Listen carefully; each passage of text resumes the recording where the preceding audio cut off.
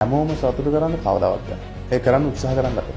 ගමනක් යනකොට Tamanට සපෝට් කරන අයත් ඉන්නවා, විරුද්ධ අයත් ඉන්නවා. සමහර අය ඉන්නවා උඩින් පෙන්නුවට සපෝට් කරනවා වගේ. ගමන කඩාකප්පා කරන්න කකුලෙන් අදින්න ඕවට බහින අය. සමහර අය වචන වලින් අපේ උදව්වට අපේ මේවකට කරනවා වගේ කරන්නේ. හැබැයි ඒක නෙවෙයි යටිහිතේ තියෙන්නේ. මේක කොහොමද කඩාකප්පා කරන්නේ. එහෙනම් ගොඩ දෙනෙක් ඉන්නවා. කවුරුත් කියන කිසිම කතාවක් අහන්නේ. තමන්ගේ ගමන තමන් යන්නේ. ඒ යනකොට ඉතින් එක එක අභියෝග එනවා. ඒවට මුහුණ දීලා යන එක අපේ වැඩ. ගමන යන තාක්කල් ෆේල් කියලා එකක් නෑ.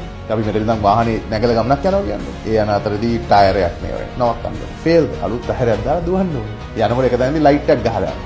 අලුත් ලයිට් එකක් දාගන්න ඕනේ. එක දැනදී පෙට්‍රල් ඉවර වෙනවා. තල්ලු කරගෙන යන්න ඕනේ. නමුත් කොතනදී හරි මේක කරන්න බෑ මේ වාහනේත් එක්ක මම ওই ගමන පැත්තක දානවා කිව්වොත් එදාට ෆේල්. එතකන් ෆේල් නේ. එක එක පාඩම් එක එක අභියෝග ඒව විතර. ගමනේ කවදාවත් ගමන නවත්තන්න එපා කවුරු මොනවා කිව්වොත්. මොකද ඔය කියන කට්ටියම තමන් මැච් එකක් ගැහුවට පස්සේ පිටිපස්සෙන් පාට ආදරේට නෙවෙයි මට ආදරේට නෙවෙයි අපෙන් ගන්න පුළුවන් ප්‍රයෝජනය ගන්න හරි පිටිපස්සෙන්.